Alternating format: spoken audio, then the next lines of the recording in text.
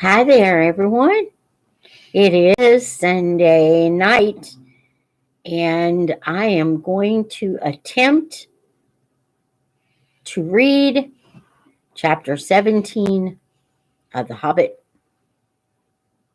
And so, the title of this chapter is The Clouds Burst. And we're going to read as much as we can read tonight. And if I read myself to sleep, you will please be patient, correct? I hope. So, here we go. I'm going to separate this out, I think. Yep. And I am going to, so I can see the chat box, just in case anybody decides to join me this evening, which would be lovely. And so, here we go. The clouds burst. Next day, the trumpets rang early in the camp. Soon a single runner was seen hurrying along the narrow path. At a distance, he stood and hailed them, asking whether Thorin would now listen to another embassy, since new tidings had come to hand and matters were changed. "That will be Dane," said Thorin when he heard. "They will have got wind of his coming. I thought that would alter their mood. Bid them come, few in number and weaponless, and I will hear." He called to the messenger. About midday, the banners of the forest and the lake were seen to be borne forth again. A company of 20 was approaching. At the beginning of the narrow way, they laid aside sword and spear and came on towards the gate. Wondering, the dwarfs saw that among them were both Bard and the elven king, before whom an old man, wrapped in cloak and hood, bore a strong casket of iron-bound wood. "Hail, Thorin," said Bard. "Are you still of the same mind?"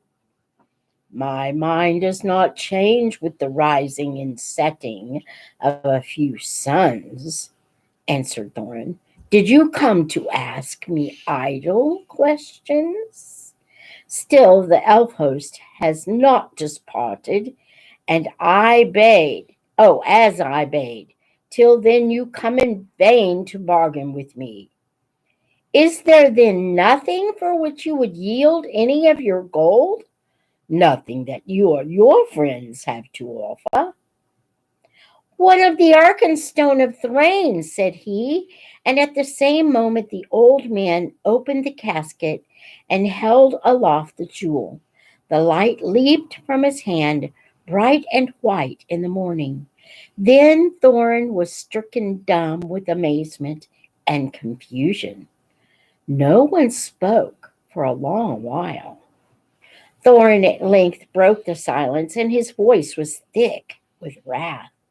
"That stone was my father's and is mine," he said. "Why should I purchase my own?" But wonder overcame him, and he added, "But how came you by the heirloom of my house? If there is need to ask such a question of thieves." "We are not thieves," Bard answered. "Your own we will give back in return for our own." "How came you by it?" shouted Thorin in gathering rage. "I gave it to them," squeaked Bilbo, who was peering over the wall by now in a dreadful fright. You!" cried Thorin, turning upon him and grasping him with both hands. "You miserable hobbit! You undersized burglar!" He shouted at a loss for words, and he shook poor little Bilbo like a rabbit. "By the beard of Thorin, I wish I had Gandalf here. Curse him for his choice of you. May his beard wither.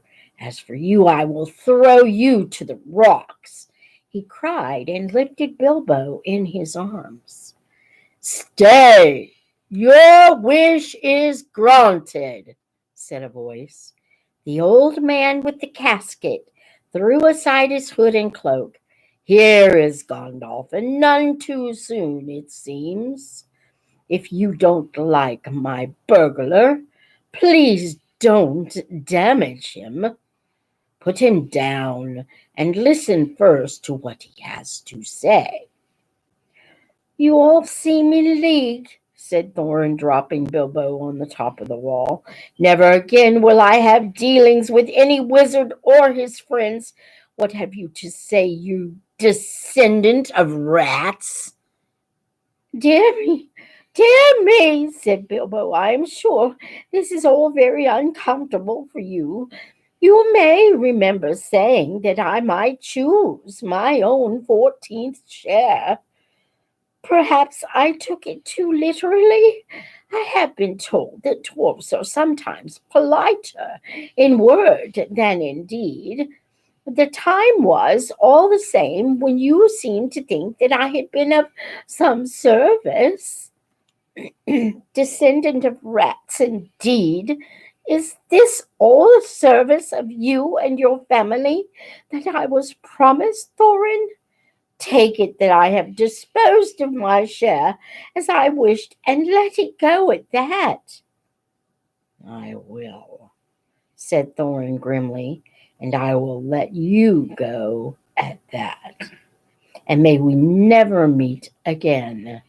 Then he turned and spoke over the wall. I am betrayed, he said.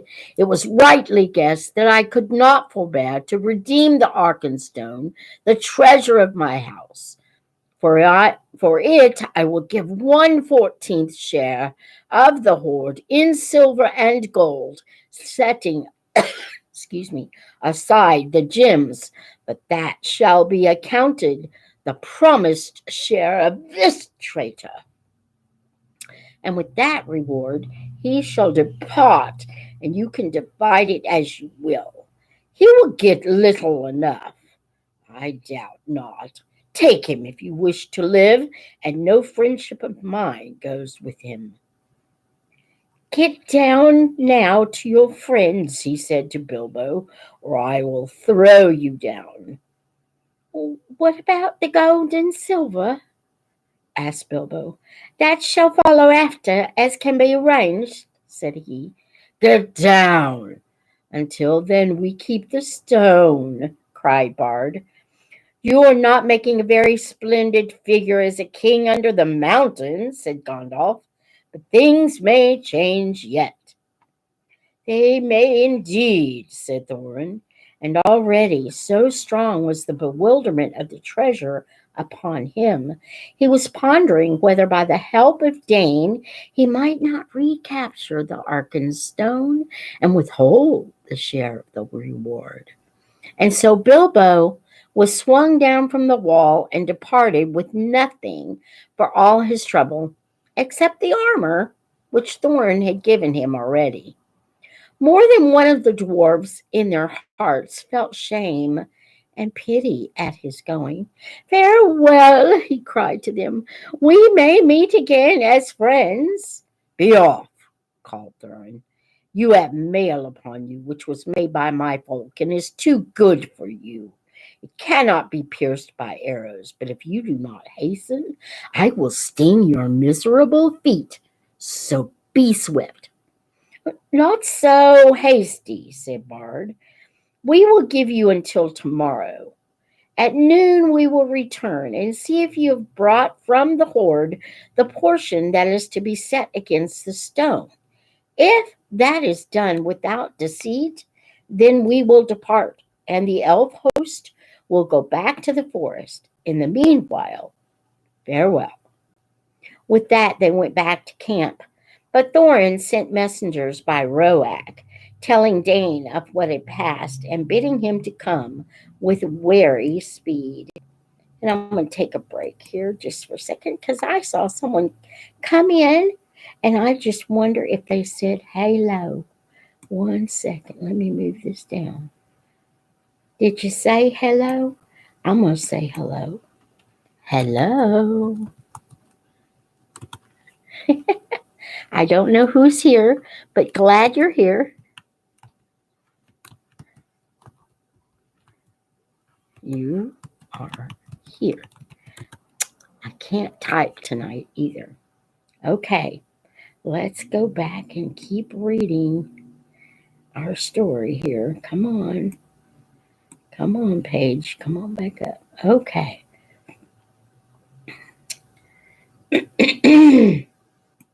That day passed and the night.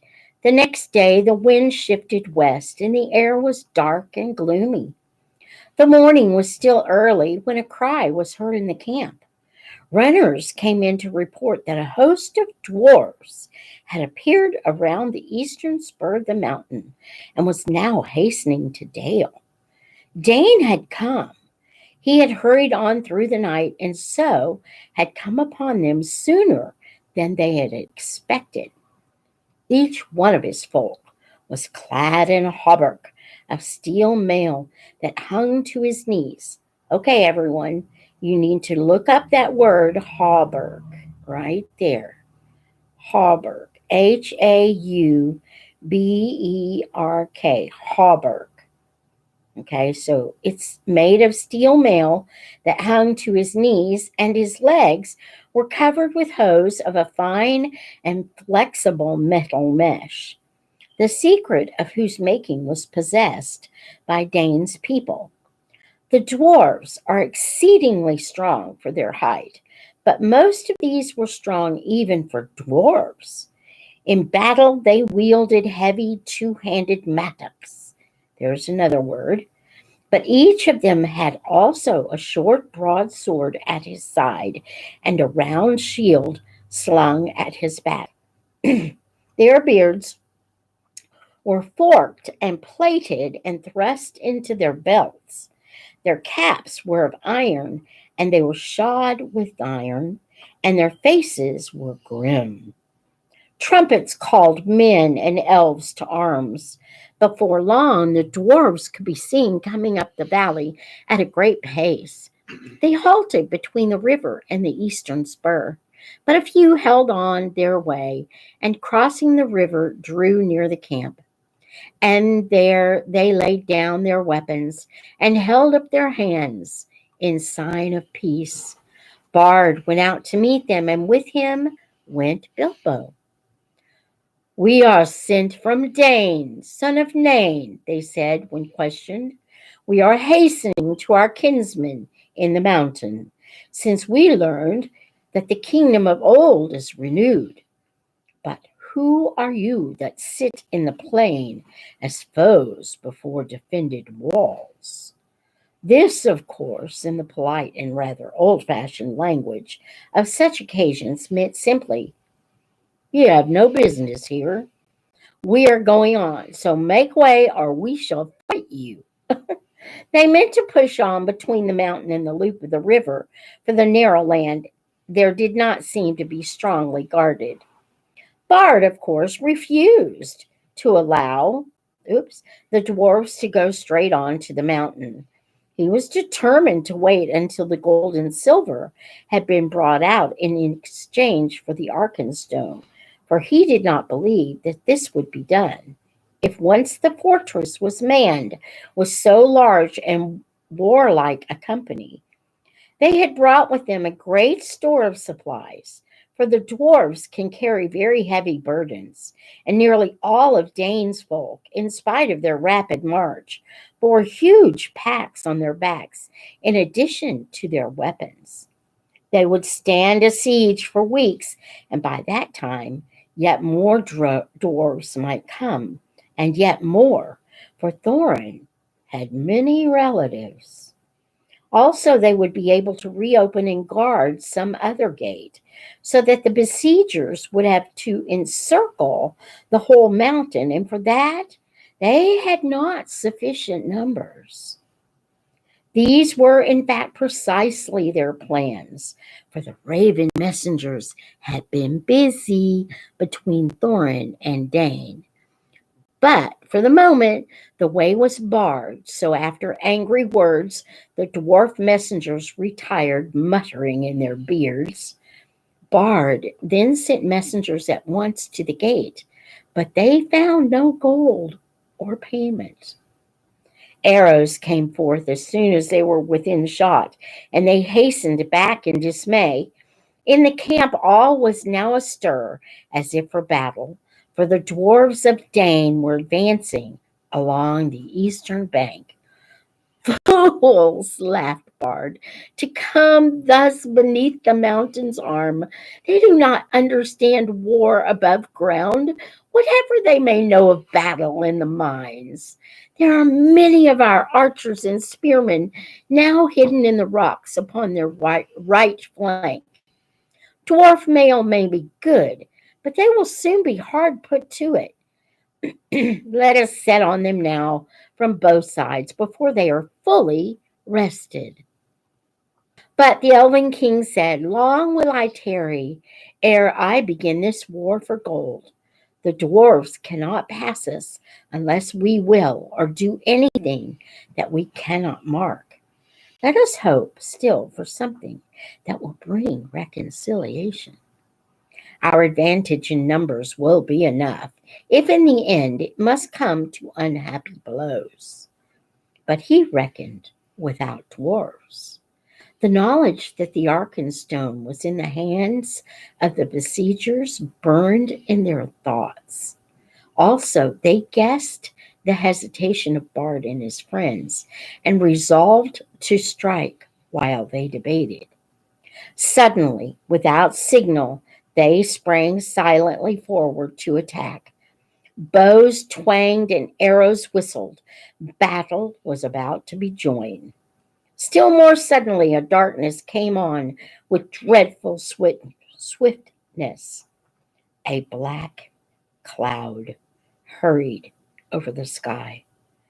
Winter thunder on a wild wind rolled roaring up and rumbled in the mountain, and lightning lit its peak, and beneath the thunder another blackness could be seen, whirling forward, but it did not come with the wind.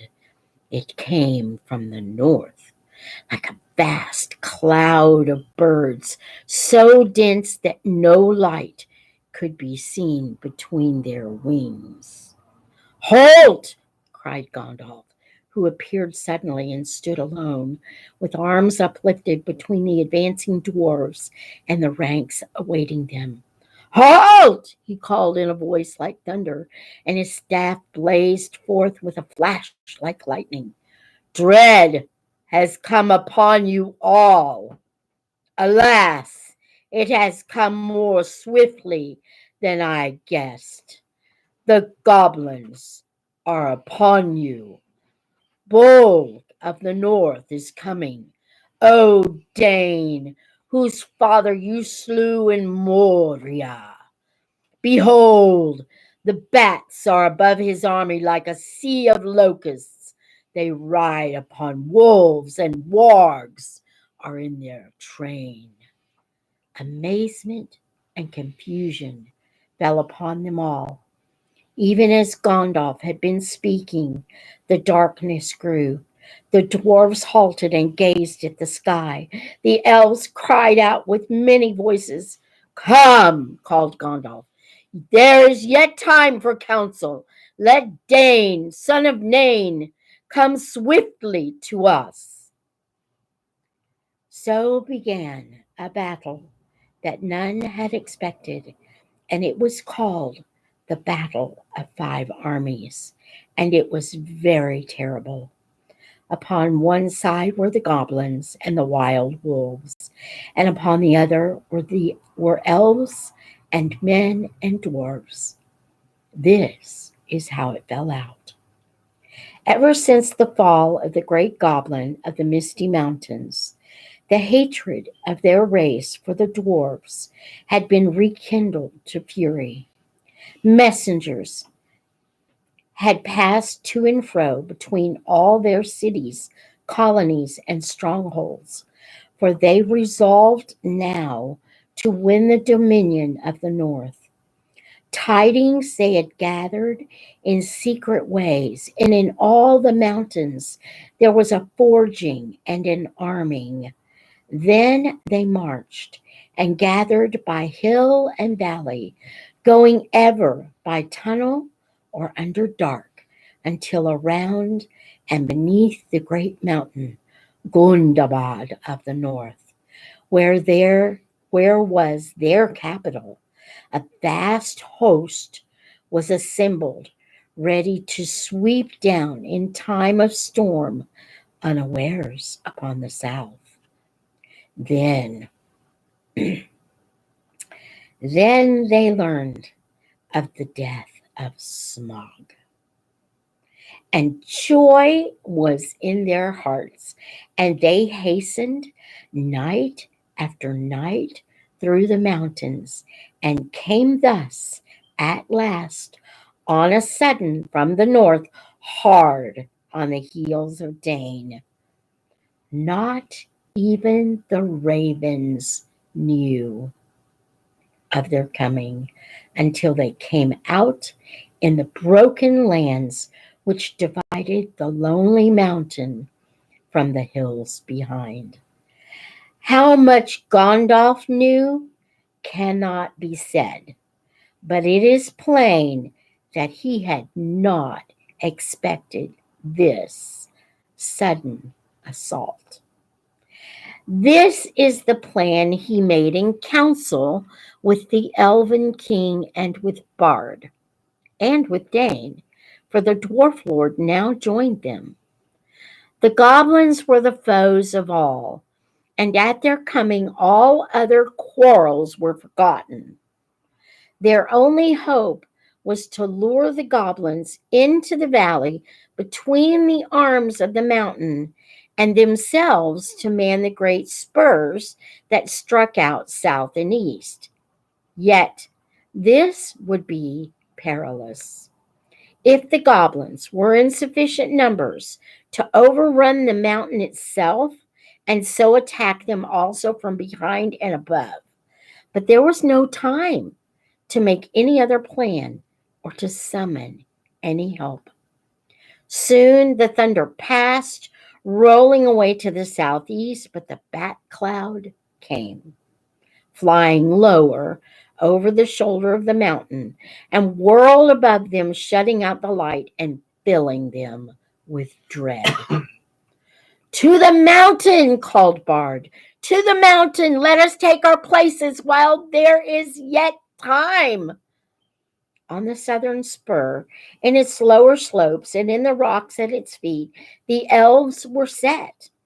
On the eastern spur were men and dwarves, but Bard and some of the nimblest of men and elves climbed to the height of the eastern shoulder to gain a view to the north. Soon they lands before the mountain's feet, black with a hurrying multitude. Ere long, the vanguard swirled round the spur's end and came rushing into Dale. These were the swiftest wolf riders, and already their cries and howls rent the air afar. A few brave men were strung before them to make a feint of resistance, and many there fell before the rest drew back and fled to either side. As Gandalf had hoped, the goblin army had gathered behind the resisted vanguard and poured now in rage into the valley, driving wildly between the arms of the mountain, seeking for the foe. Their banners were countless, black and red, and they came on like a tide in fury and disorder. It was a terrible battle, the most dreadful of all Bilbo's experiences, and the one with which, at the time, he hated most, which is to say, it was the one he was the most proud of and most fond of recalling long afterwards, although he was quite unimportant in it. Actually, I may say he put on his ring early in the business and vanished from sight, if not from all danger. A magic ring of that sort is not a complete protection in a goblin charge, nor does it stop flying arrows and wild spears. But it does help in getting out of the way, and it prevents your head from being specially chosen for a sweeping stroke by a goblin swordsman. The elves were the first to charge. Their hatred for the goblins is cold and bitter.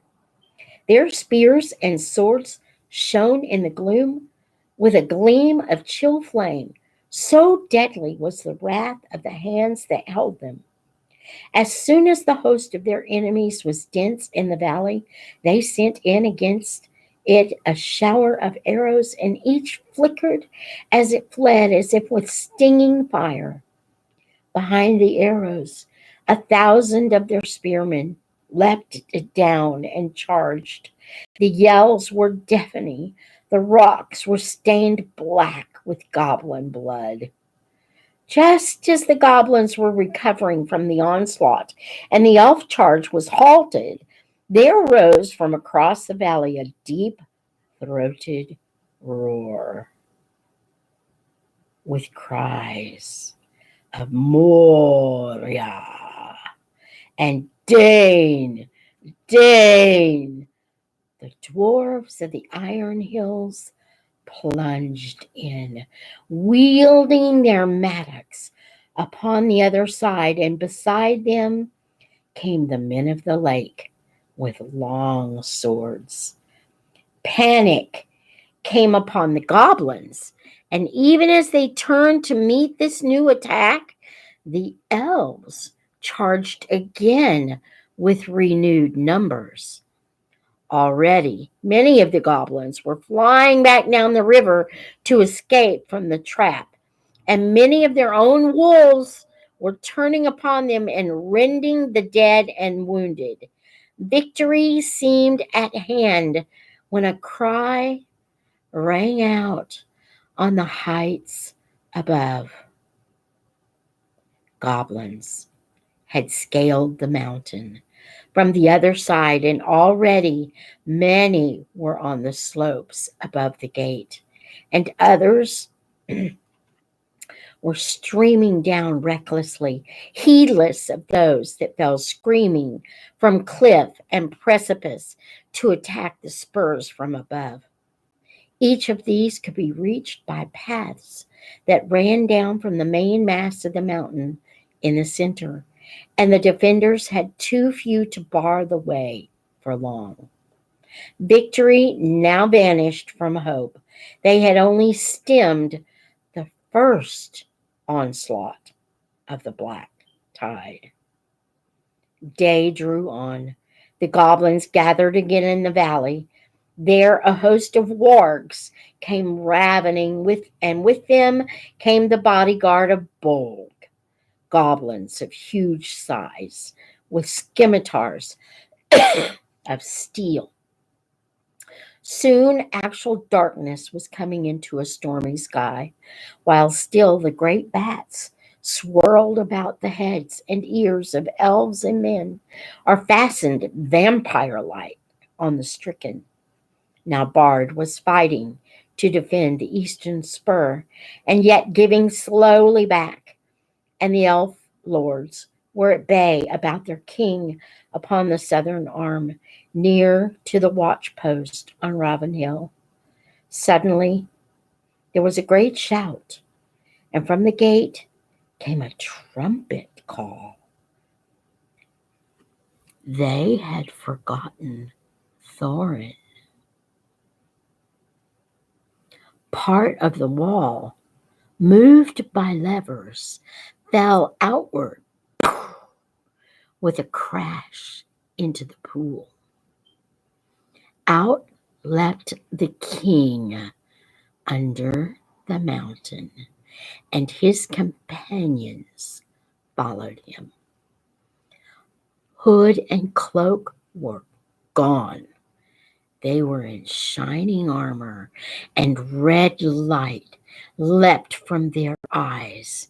In the gloom, the great dwarf gleamed like gold in a dying fire. Rocks were hurled down from on high by the goblins above, but they held on, leapt down to the fall's foot, and rushed forward to battle.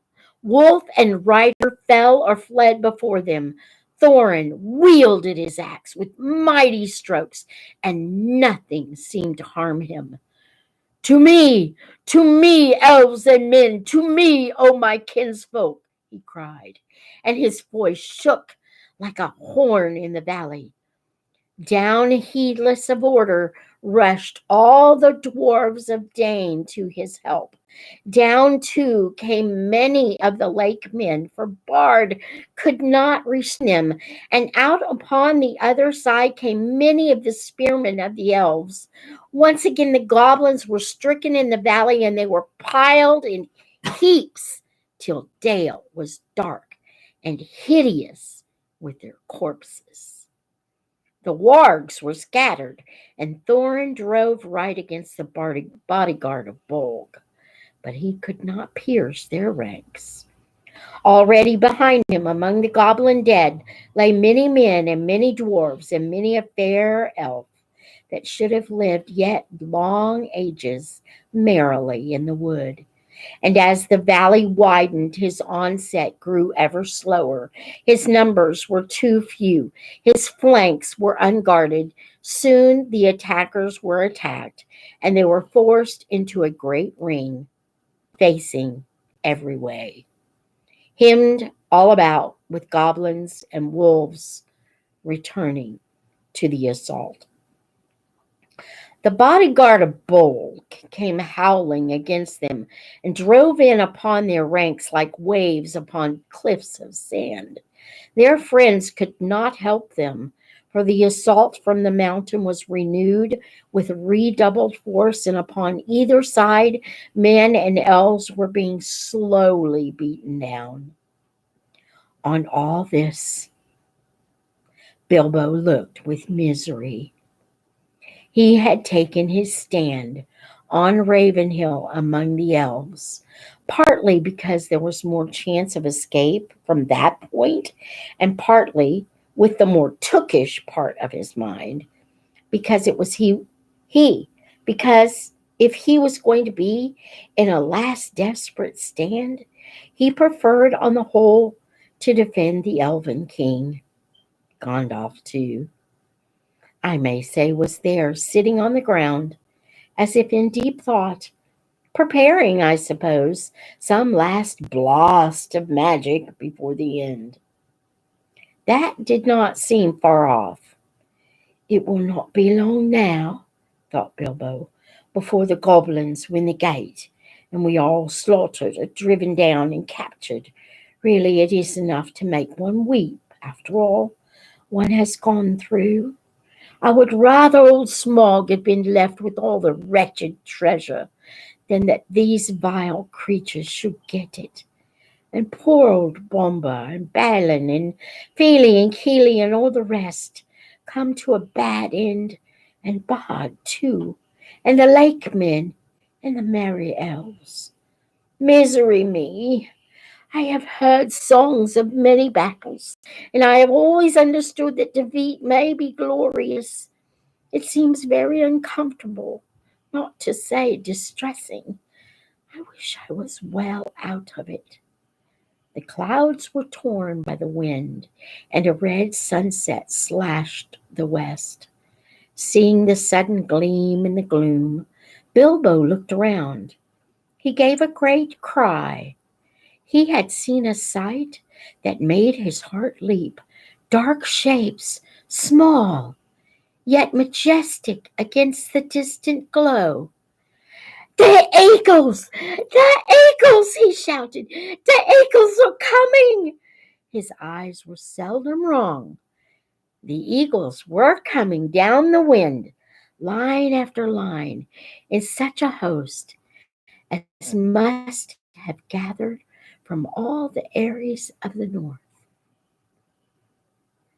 The eagles, Bilbo cried. The eagles, dancing and waving his arms.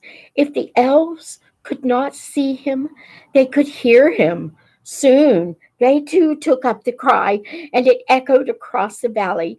Many wondering eyes looked up as though yet nothing could be seen except from the southern shoulders of the mountains. The eagles! Cried Bilbo once more. But at that moment, a stone hurtling from above smote heavily on his helm, and he fell with a crash and knew no more. And that is the end of chapter 17. I made it through. That's amazing. We only have chapter 18 and chapter 19, and we're done. We're finished with the Hobbit. Oh, my word. And we've been talking about the battle of the 5 armies through the entire book. And so we have come to the end of the battle of the 5 armies. Yes! Yes, yes, yes. I've been trying for days to get this chapter up. But, okay. I'm going to say goodnight for now. Until next time, may the Lord bless you and keep you. May he make his face to shine upon you and be gracious to you. May the Lord lift up his countenance upon you and grant you his peace.